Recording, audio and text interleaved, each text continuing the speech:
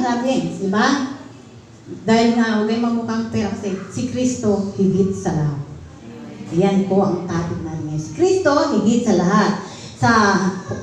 Dumago po tayo sa Philippians chapter 3, verse 7 and 8. Yan po, kung kayo po may mga Bible, kahit na anong interpretation, basahin po natin. Basahin ko sa English dito. Sabi po dito, but everything that was a gain to me, I have considered to be a loss because of Christ. More than that, I also considered everything to be a loss in view of the surpassing value of knowing Christ, Jesus my Lord. Because of Him, I have suffered the loss of all things and considered them filth, so that I may gain Christ. Yan. Sabi ko sa Tagalog.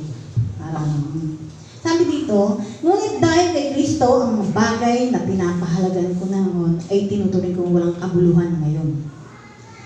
At sa verse 8 sabi, oo, tinuturing ko walang kabuluhan lahat ng bagay bilang kapalit ng lalong mahalaga ang pagkakilala kay Jesus na aking Panginoon. Ang lahat ng bagay ay pinalagay kong walang kabuluhan at itinuring kong basura, makamtan ko lamang si Kristo. Tayong lahat ay saglit na yumuko at manalangin. Aming Diyos at ang makapangyarihan sa lahat, kami po ay magpupuri at sasamba sa iyong makapangyarihang pangalan sa oras ito. Siya sa atin mo po ang aming mga puso at kaisipan. Anumang mga bagay na yung makikita sa aming puso at isipan na hindi magiging kalugod-lugod sa iyong paningin. O Diyos, ito po ay iyong alisin. Hugasan mo kami ng banal na dugo ni Jesus na nabuhos dyan sa krus ng Kalbaryo upang maging karapat-dapat ang aming pagsamba. Dalangin din namin na kami ay samahan ng iyong banal na Espiritu upang tulungan kami sa aming mga panalangin. Sapagkat wala sa amin ang totoong marunong manalangin. Tunay na kung wala ka, ay wala kaming kakayahan sa lahat ng bagay, O Diyos. Ikaw lang aming tanging pag-asa, noon, ngayon, at magpakailanman. Sa iyo kami nagmula, marapat lamang po na sa iyo din kami magtapos. At anuman pong gawain ng kaaway na maaaring makahadlang sa gawain ito, amin po itong sinasaway sa mapangyarihang pangalan ni Jesus. Salamat po, Diyos. Pagpalain pong gawain ito sa ngalan ng naman si Jesus. Ang atong sabi na, Amen. Yan. Pasko na, no? Merry Christmas. Yan. Merry Christmas! Kung nanonood po tayo ng balita, makita po natin ng iba't ibang pangyayari sa ating kapaligiran, di ba? Mga sari-saring krimen, patayan, nanakaw, yan, makita natin sa mga nariyan dito ang sari-saring trahedya. Di ba? Lindol, baha, ayan, tapos pandemic, ayan, meron, may bagyo, na po, magpapasko na nga lamang, umuulan pa di ba? Di ba, no? Katulad na nangyari sa nagdaang bagyo, na sumira ng maraming ari-arian ng mga tao. Alam naman po natin yun, di ba? Nakita natin sa television kung gaano sinira yung mga tao. Hindi lang sa, ari-arian, pati buhay. Yan ang sinira niya, di ba? Marami nawalan ng tahanan, maraming lalong pamilya nawalan sila, maraming nawalan ng buhay at mga minamahal sa buhay. Di ba? Yung iba marahil hanggang ngayon hindi pa nakikita, hindi pa nakaka-recover, di ba? Maaaring yung ibang mga namatayan, yung mga inaamdabaha, hanggang hindi pa nila nakikita yung mga mahal na buhay nila na tinangay ng tubig, no? Yan. At sa gitna ng ganitong kapighatian, marami ang nagluluksa o nagdurusa. Magpapasko na, dapat Merry Christmas. Diba? Dapat Merry Christmas. Pero paano natin sasabihin ito doon sa mga taong biktima ng ganitong pangyayari? Ikaw, halimbawa, namatayan ka, sasabihin ko sa'yo, Merry Christmas. Diba condolence yung sinasabi? Hindi naman Merry Christmas. Na? Paano natin sasabihin yung Merry Christmas doon sa mga taong biktima ng mga trahedya? Paano natin yung sasabihin? Yung iba, maaring may dumarating na relief, katulad niya, no? Mga relief goods. Maaring may mga Christmas gift tayong natatanggap. Pero paano pagkatapos noon? Paano kung wala na? Diba? Namimigay lang naman sila pag ganyan. Paano kung wala na? Wala nang namimigay. Diba? Siguro yung mga nasa liblib na lugar, lalo na yung mga hindi naaabot ng masyado ng gobyerno, hindi na nila concern yung maligayang Pasko nila. Diba? Kundi ang concern nila kung paano sila muling liligaya. kung paano babalik sa normal ang buhay nila. Di ba? Kasi kung ikaw, nawalan ka ng mga pananim, nawalan ka ng bahay, di ba? Yung mga nasa probinsya, concern mo ba yung maging maligayang Pasko mo? Di ba okay na yung mga raos ka lang? Ang concern mo nun, siyempre kung paano muling babalik yung lahat, di ba? Yun ang concern mo. At kahit naman tayo, araw-araw mayroong may sakit, mayroong may problema sa atin, di ba? Hindi ko naman sinasabi na ikumpara ninyo yung buhay ninyo sa mga buhay nila para lang maibsanan yung mga problema, di ba? Para lamang lumiit ang problema ninyo, kukumpara nyo, ay, mas okay naman ako, gano'n. Para lamang bawasan yung mga dinadala ng problema. Hindi ko naman kinukumpara yun. Unfair naman siguro kung sasabihin ko sa inyo yun, di ba? Kasi dito naman, di naman tayo masyadong inabot ng ganong kasidiling trahedya, di ba? Maliban na lang nung nakaraang nung nangyari yung pinatubo. Siyempre tayo ang pinaka-apektado nun. Pero sa panahon ngayon, hindi naman tayo. Kaya unfair naman sa kanila, i-kukumpara natin mga sarili sa kanila. Kaya po yung sermon kong ito ngayon, hindi lang para turuan kayo mag-celebrate ng Pasko. Siyempre kasali na yun doon. Nagse-celebrate tayo kasi New Year ngayon. Pasko ngayon. Okay, celebrate natin yun. Diba? Pero paano tapos na yung Pasko? Paano magiging maligaya pa rin sa kabila ng tambak-tambak na problema? Sino bang walang problema dito? Taas nga yung kamay. Wala kang problema? Pagka ikaw walang problema, baliw ka na daw, sabi niya. Sira daw yung ulo, walang problema. O nga naman, no, pagka hindi matino kaisipan mo, walang problema. Yan, di ba? Mga alalahanin, mga hinanakit na walang katapusan. Yan, di ba? At walang katapusan habang nandito tayo sa mundong ito. Walang katapusan ng problema. Di ba? Sabi niya, hindi ba, yan daw, wala siyang problema kasi baliw na siya. Yan. Di ba? Buti na lang, nabaliw ka, marunong ka pa pumunta dito. Yung parang gano'n. Pero, ang solusyon ay hindi ang mga Christmas parties na ginagawa natin. Hindi po yan, kasi mga yan, pansamantala lang yan. Tulad yung entertainment, yan, tulad kagabi, yan, mag-video, okay. Nalilibang tayo, di ba? Hindi po yan yung solusyon. Hindi rin po solusyon yung alak. Kasi pag may problema ka, inom. Kinabukasan, doble na yung problema mo. Masakit ulo mo. Yung problema mo, nandiyan pa rin. O, doble na, di ba? Yung iba, kaya naglalasing, para malimutan ang problema. Para daw malimutan yung problema. Hindi nila alam, pagkagising nila sa umaga, doble pa ang problema kasi may hangover. Masakit ang ulo, di makatayo sa higaan. O yan. Tapos yung problema, dumagdag, nandyan. O di ba? Yung iba naman, kapag stress, dinadaan sa pagkain, ay, ang daming ganyan, o kaya nga tumaba tayong lockdown kasi puro tayo stress. Wala akong magawa, kain na lang ng kain. Dinaan sa kakakain, ano yung nangyari, naglakihan, o di ba? Christmas daw is not an escape to our pain of suffering. Hindi yan escape, hindi yan pagtakas sa mga kapighatian na dinaranas natin. Yan. We need to go back to the story of the old Christmas. Yan. Yung unang-unang Christmas, the first Christmas. Bumalik nga tayo doon. Para maturuan natin kung paano haharapin ang araw-araw na punong-puno ng tila din natatapos ng kabigatan sa buhay. Kapag punong-puno ng problema ang buhay, bumalik ka sa unang Christmas. Diba? Ayan, no? Diba? Para matutunan mo. Yan. Pero syempre, karamihan ng mga narinig natin ng mga Bible stories ngayong Kapaskuhan ay mga tungkol sa Merry Christmas stories. Diba? Tulad yung pagdating ng mga anghel. Yan, yung pagdating ng anghel kay Maria sa kanyang pisang si Elizabeth. Di ba si Elizabeth, baog din. Pagkatapos, binigyan siya ng anak. Kaya Merry Christmas nila. Yung mga tatlong pantas, hindi po yan 3 kings. Yan po ay pantas o mga wise men. Sila po ay mga astrologo. Sila ay nag-aaral about stars. Kaya po nakita nila yung star na kay Jesus na sign ni Jesus. Di ba? Hindi po sila 3 kings. Yan. Tulad na sineselebrate na 3 kings. Di po. Wala pong 3 kings. Yan. So yung mga yun, nagmula pa sa silangan. Nagbiyahe sila ng malayo para hanapin si Jesus. para sila magdala ng regalo sa hari. Pero mo, alam nilang hari yung ipinanganak, ang dala nilang regalo para sa hari. Diba? At para sila ay sumamba dito.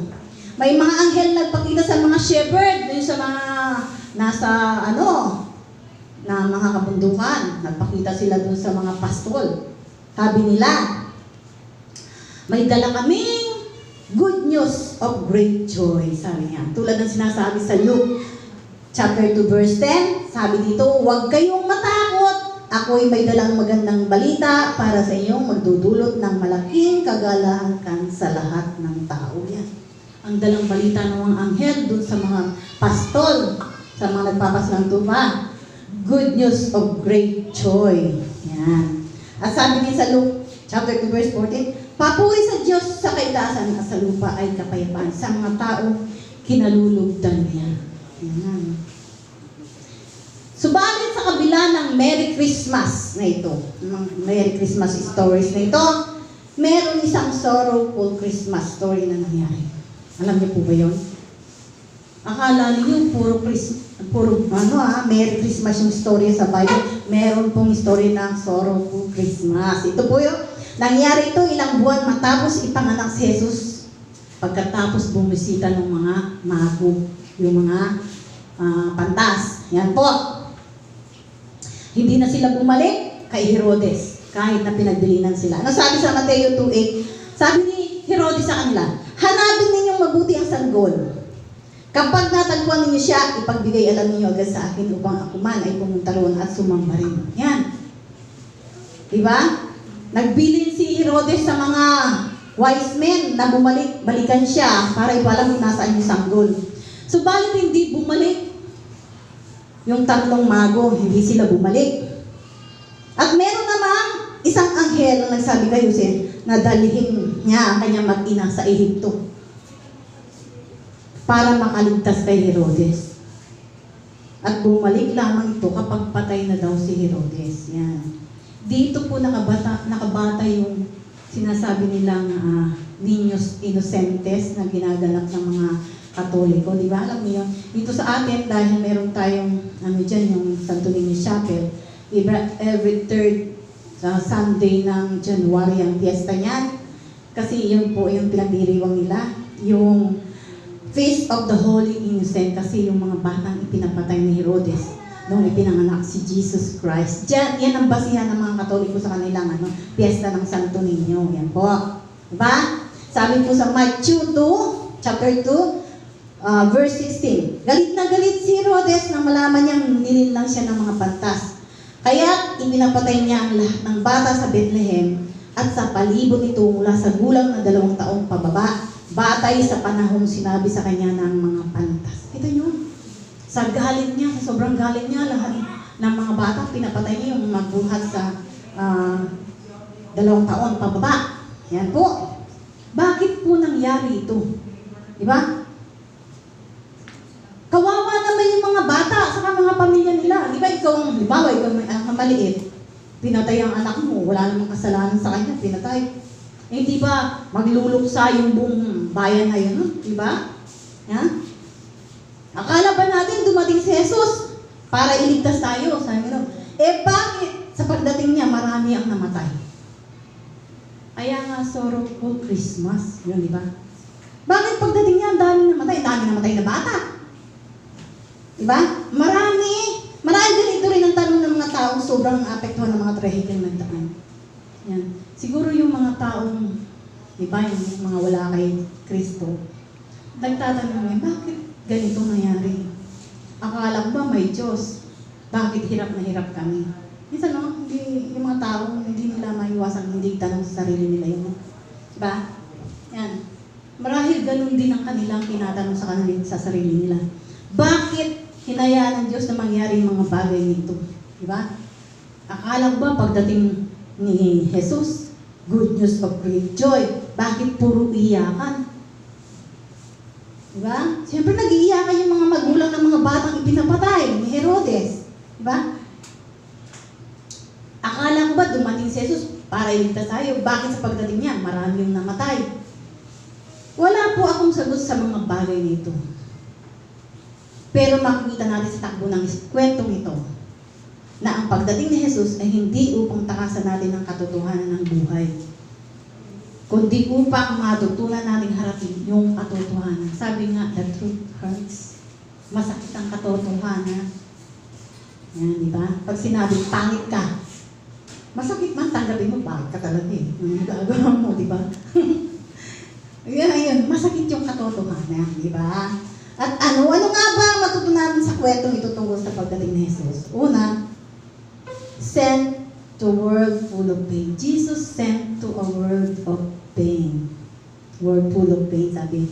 Ang una, pagdating ni Jesus ay pagdating sa isang mundong punong-puno ng kapighatian.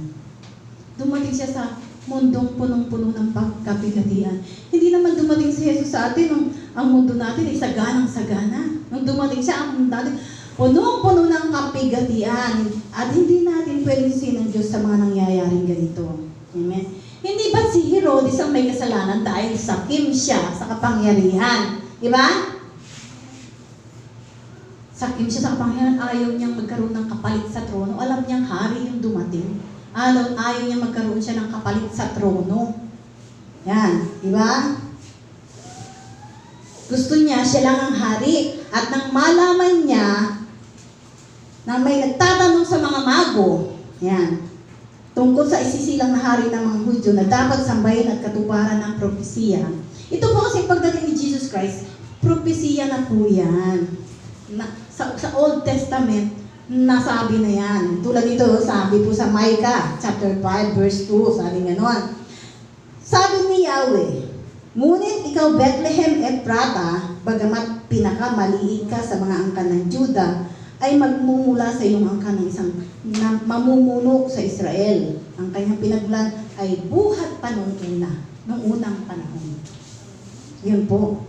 Nakahula na yung dating ni Jesus Christ, di ba? At yun po ang ayaw na ayaw ni Herodes. Gusto niya, siya lang ang uupo sa trono, di ba? Wala nang iba. Pati nga mga anak niya, pinapatay niya. Di ba sa ibang kingdom, si Queen Elizabeth nga, yung mga anak niya, inihahanda niya parang siyang papalit sa kanyang trono. Pero si Herodes, ayaw niya may kapalit. Kaya pati mga anak niya, pinapatay niya para walang papalit sa kanya. Di ba? Meron nga kasabihan sa kanya, sabi daw, better to be Herod's pig than his son. Mabuti pa daw baboy ganyan kaysa anak niya. Yung baboy na alagaan niya, yung anak niya pinatay niya kasi ayaw niya maging kapalit sa trono. O di ba? Ganun siya. Hindi siya katulad ng mga ibang kingdom na nakita natin. Di ba yung mga kingdom na napapanood natin? Yung mga anak, yung mga successor nila, hinahanap pa nila kung nasa anak nila para pumalit sa kanila. Pero kakaiba to si Herodes. Ayaw niya magpumalit sa kanya. Pati anak niya, pinapatay niya para wala siyang kapalit sa trono. Ayan, di ba? Dahil sugapa siya sa kapangyarihan. At dahil doon nagsinungaling siya doon sa tatlong pantas. Para siyang si Satanas, di ba? Sabi niya, hanapin ang bata at balita kung nasa ito para siya rin daw ay makasamba. Sinungaling talaga si Herodes, no? Katulad siya ni Satan, sinungaling. Wala na siyang ginawa magsinungaling. At hindi lang basta sinungaling, papatay dito dahil sa galit. Di ba? Kaya nang marinig niya ang sadya ng mga pantas o ng mga mago, yan. Naligalig siya. Nabalisa si Haring Herodes. Pati yung buong Jerusalem nabagabag. Bakit? Kasi alam nila, violente si Herodes. Alam nila, papatay yan. Ano nga bang ginawa niya? Di ba? Kapag nalaman niyang may nagbabanta sa kanya, papatay yan. Alam niya, hari yung nagbabanta sa kanyang trono. Galit na galit siya. Kaya yung anghel ng Diyos, pinagsabihan itong si Jose, sige, dalhin mo sa Egypt yan, yung mag-ina, sabi gano'n. At bumalik na lang kayo kapag patay na si Herodes. Yan, di ba? Yan. Titigil lang kasi yan kapag patay na siya o patay na si Kristo. Yan, titigil na. At ano nga ba ginawa ni Herodes? Nang malaman niyang nililang siya ng mga mago, ipinapatay niya lahat ng mga bata sa Jerusalem na may edad 2 taong pababa, pati na yung mga nasa katabing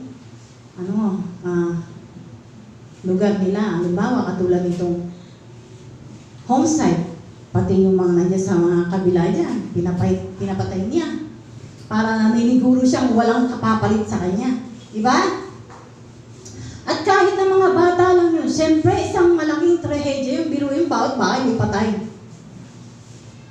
Ay di ba lahat ng tao nag-iiyakan nun?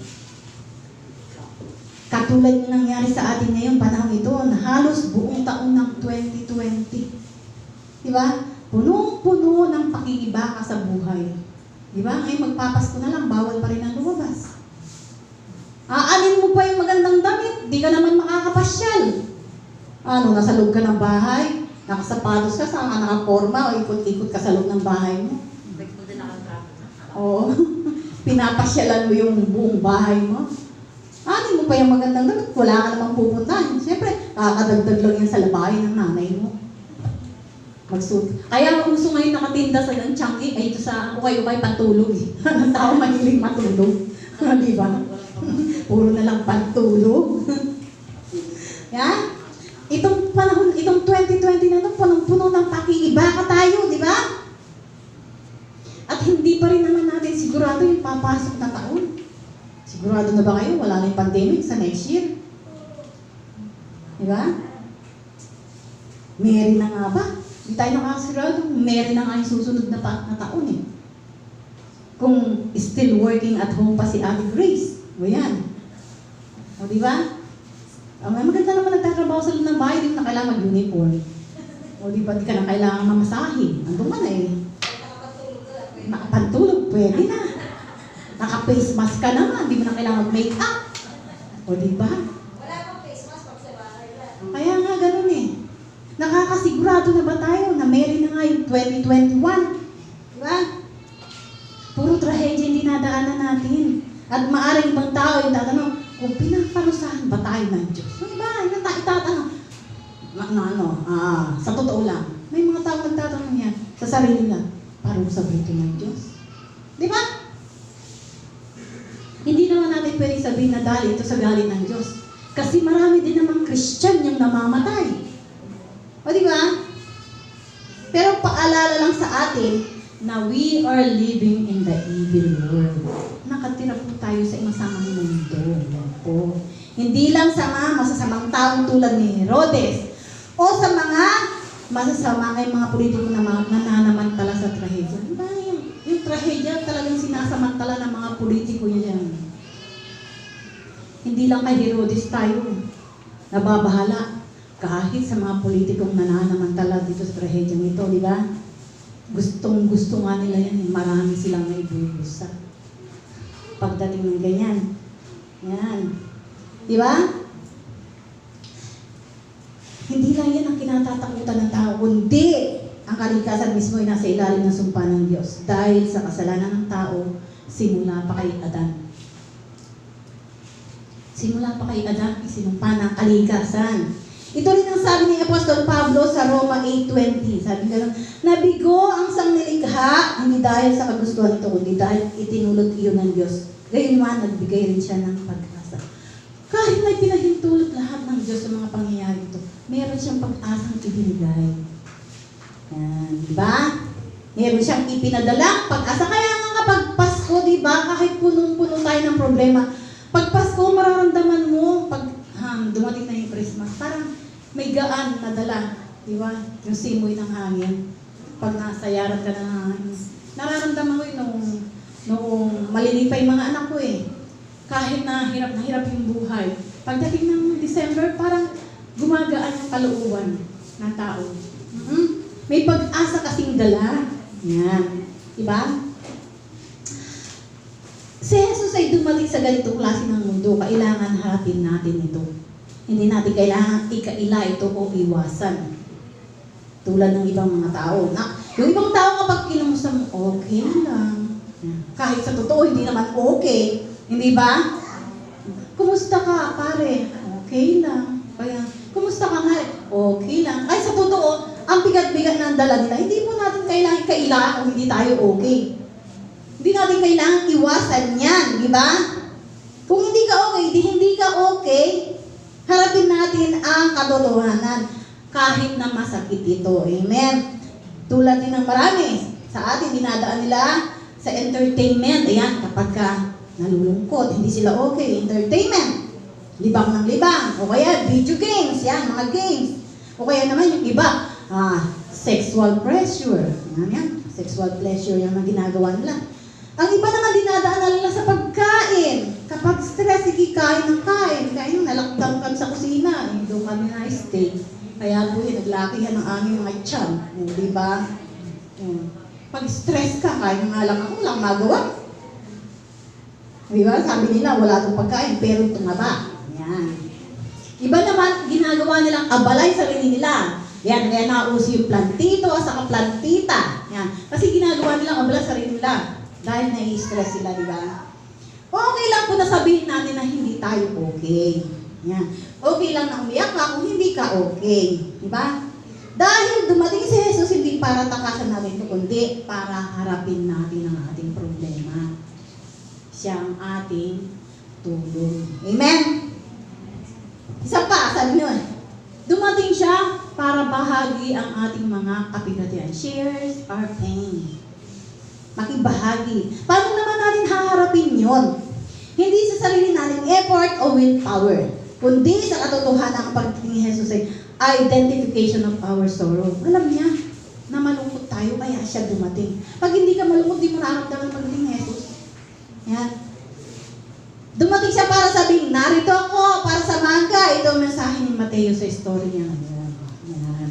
Kaya nga ipinakita niya ang connection ng massacre. Di ba yung massacre ng children sa Bethlehem at sa dalawang bahagi ng masakaysayang Israel. Ang mensahe po, naparito ang Diyos, nagkatawang tao, para samahan ang Israel sa kanilang pagdurusa. Bilanggit din po ito sa Mateo, ng isang talata sa Jeremiah. Ito po Mateo 2:18, kapareho ito ng talata sa Jeremiah 31:15. Sabi dito, narinig sa Rama ang isang tinig ng pananangis at ng malakas na panaghoy. Tinatangisan ni Raquel ang kanyang mga anak. Ayaw niyang paaliw sapagkat patay na sila. Magkapareho po yan yung nakalagay sa Jeremiah. Kasi po yung Jeremiah, Old Testament yun, nakaturo siya sa New Testament. Kaya nakahula na noon. Nabanggit po dito si Raquel. Si Raquel po asawa ni Jacob. Isa yan sa mga asawa ni Jacob. Kasi kapareho ang nangyari sa kanya. May pagkakahawig yung nangyari na yan noon. Dahil ang trahedya ay nangyari sa Bethlehem. Si Jacob po noon umiiyak siya dahil nung namatay ang asawa niya si Raquel habang papunta sila ng Bethlehem. Yan. Dito naman po sa Jeremiah, hindi naman si Jacob ang umiyak, kundi si Raquel. Ito po yung nangyari 600 years before Christ. Bago pa dumating si Jesus Christ. Kasi nakita na niya yung nangyari na yon. Yan. Yan. Si Raquel po yung kumakatawan sa mga nanay ng Juda at nakita nila yung mga kanilang mga anak na hinuhuli ng mga Babylonian at kanilang ikinulong. Yan. Yung Rama po, malapit yan sa Jerusalem, kung saan binihag din pati si Jeremiah, dinala sila sa Babylon. Dito rin sa Rama, inilibing si Samuel, kilala niyo si Samuel, yung nag-anoint kay David. Yan. Yung nagbuhos ng langis kay David, yan, si Samuel yan. Yan. Makita natin mula pa sa panahon ng ating mga ninuno, ng kanilang mga ninuno. Yan. Hanggang sa paglusob ng kanilang bayan sa mga Babylonians. Yan. Hanggang sa panahon ni Jesus na alipin sila ng Imperyong Romano. Dumadating na ang bayan ng Diyos sa kanya. Dumadating na, umiiyak na ang Israel sa sakit. At dumating nga ang mabuting balita. Yan. Dumating ang mabuting balita. Sa pagdating ni Jesus, dumating siya para samahan sila, para samahan tayo sa ating mga paghihirap. Dumating si Jesus hindi sa panahon. Yan. Dumating si Jesus hindi sa panahon na payapa tayo. Di ba hindi naman payapa? Di ba pag Pasko, yung mga tao hindi naman payapa, liga-liga mga tao kapag malapit na mag-Pasko, balisa. Saan kaya kami kukuha ng panghanda sa Pasko? Saan kaya kami kukuha ng pangbili ng mga damit ng mga bata? Yan. Wala pang bonus. Yan, wala pang sahod. Ibaligalig yung mga tao. Dumating si Jesus sa panahon na hindi tayo payapa. Di ba? Kundi dumating siya sa panahon ng mga kaguluhan, ng paghihirap at ng pagdurusa. Dumating siya para sabihin sa atin na handa ang Diyos at tabayan tayo at sama tayo sa lahat ng ating mga paghihirap. the presence of God is more important than His gift. Yung presensya ng Diyos, mas importante yung kesa sa regalo. Iwan ko ba naman itong mga barangay na ito? Kung kailan linggo, doon sila magbibigay ng relief. Imbis na tuloy yung mga tao lang sa loob ng simbahan, doon nakapila sa barangay. O, di ba? Ayan, dami namang araw. Meron namang Sabado, meron Lunes hanggang Sabado. Ayan. Pagtataunin pa nila ng linggo, mamimigay yung relief. Mas importante po ang presensya ng Diyos yan sa regalo. Diba? The gift giver is what we need, not His gift. Kailangan natin yung nagbibigay ng regalo. Hindi yung kanyang regalo. Halimbawa, merong, inampun ka ng mayaman. Ay, hindi, bigyan mo lang, mas gusto. Siyempre, mas gusto mo yung ampunin ka ng mayaman, di ba? Kasi nasa kanya lahat yung kayamanan. Kesa bibigyan-bigyan ka lang, parang aambunan ka lang. O, di ba? Mas importante po yung nagbibigay ng gift kesa doon sa regalo. At ang pinakadakilang ibinigay niya sa atin yung kanyang sarili sa pamamagitan ni Jesus. Yan po, no?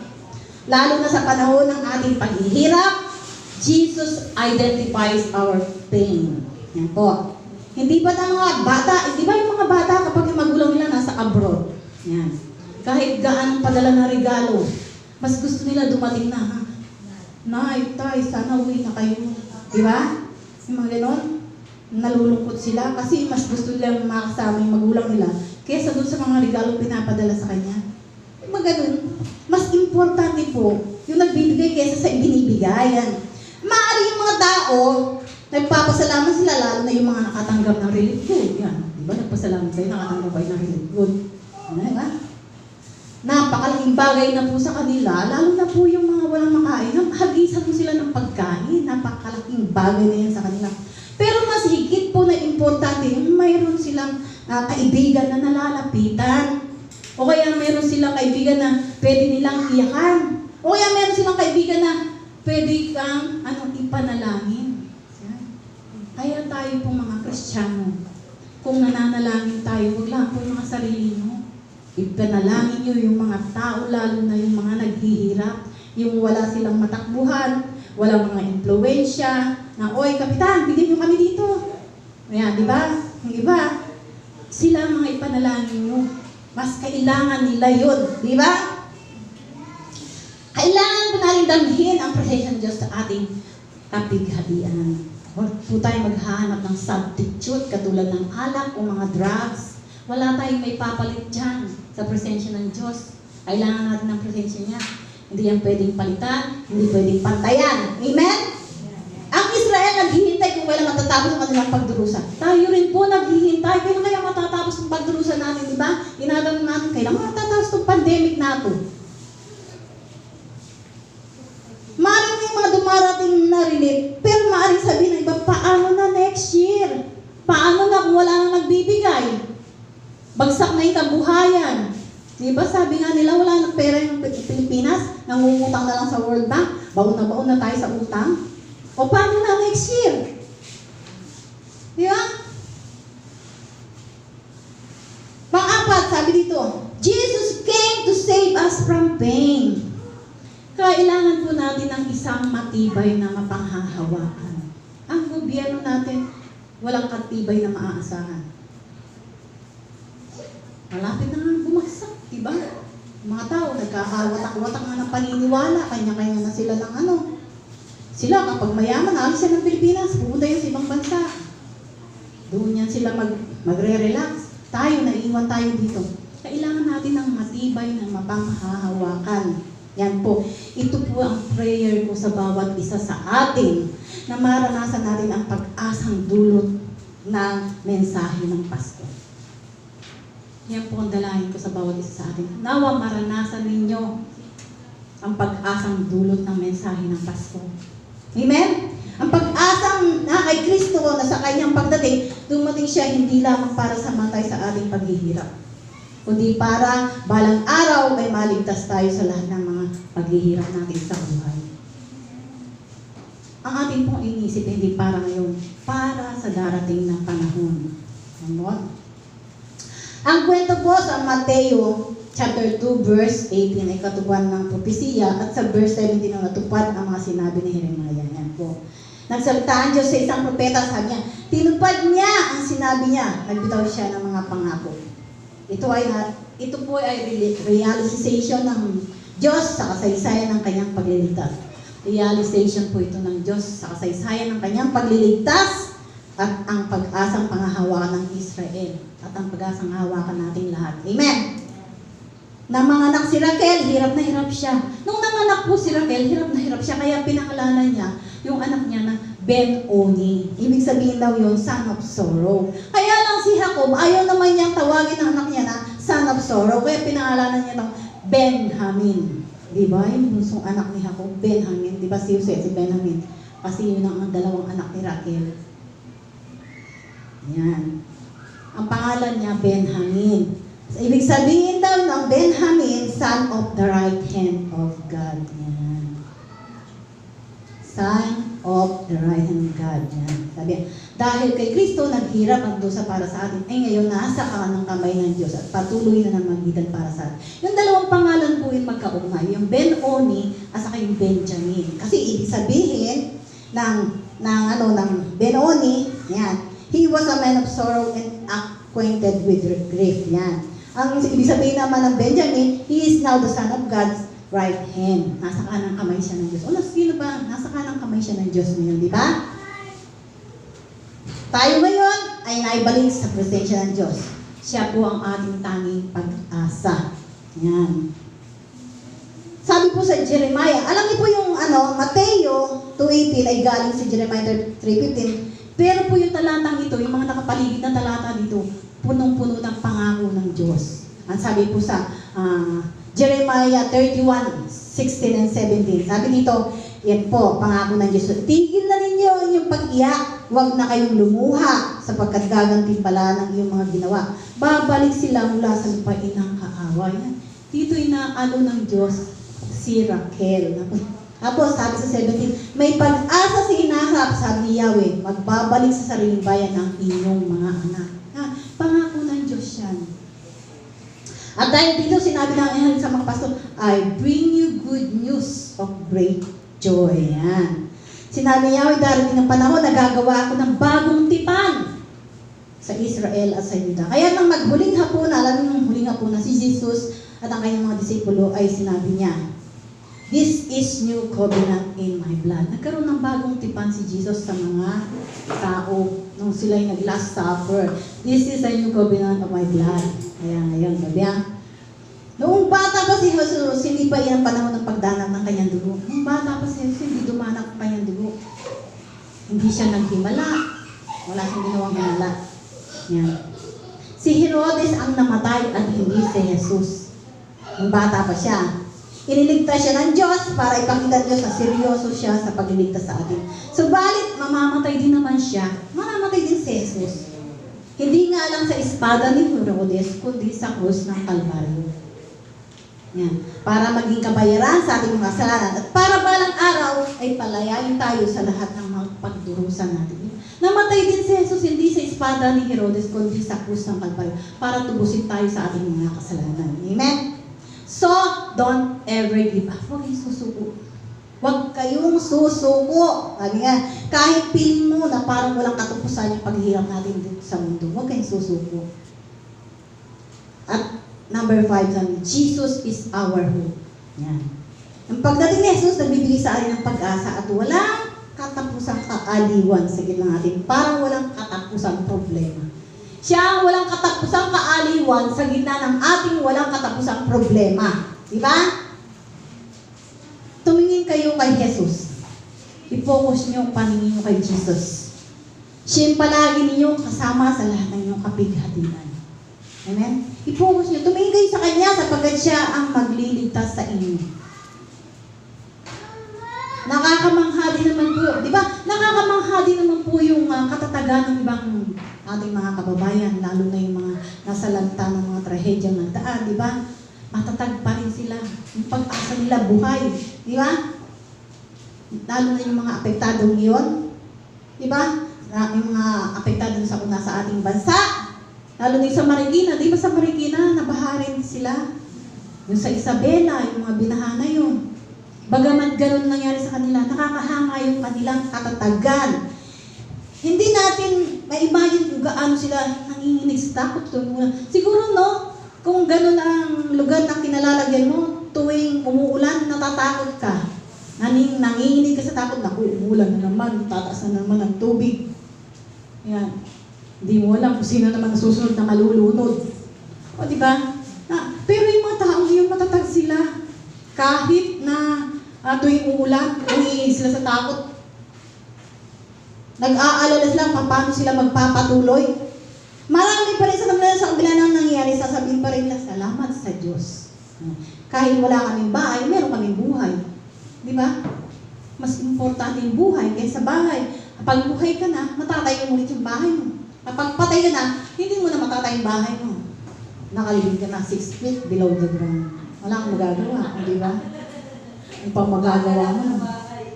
Kaya nakakahanga yung katatagan nila na kahit wala silang bahay, meron pa rin silang buhay. Amen! Yan, di ba? Dapat tayo rin ganun. Kahit nag-aalala tayo sa mga nangyayari problema sa atin. Unti-unti nagkaroon ng buhay dahil sa mga tagsunod niyang nagdadala ng pag-asa sa kanya. Yan. Nagkakaroon sila ng pag-asa kasi yung mga taong nasisend na nagbabahagi sa kanila ng mga salita ng Diyos, ng mga pag-asang mula sa salita ng Diyos, di ba? Lumalakas ang mga loob nila. Ang Bethlehem na naging lugar ng iyakan, naging lugar din ng kagalakan dahil doon ipinanganak ang ating tagapagligtas. Kahit na napuno ng iyakan ng Bethlehem noon dahil sa mga pinatay ng mga kabataan, pero naging lugar din ng kagalakan kasi doon isinilang yung ating tagapagligtas. Amen? Na? Kaya ngayon pong Pasko, dito po ako magtatapos. Kapag nakita mo ang sanggol na si Jesus na nakahiga sa sabsaban, isipin mo na naparito siya, namuhay na kasama natin, at namatay sa krus, dumanak ang dugo, para sa atin, para sa akin, at para sa inyo. Amen? Yan.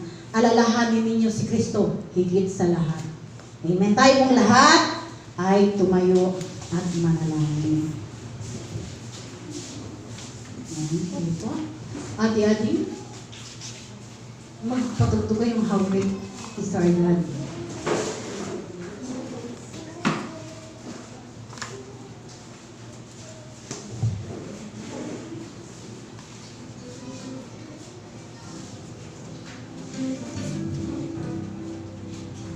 Tayo mong lahat manalangin.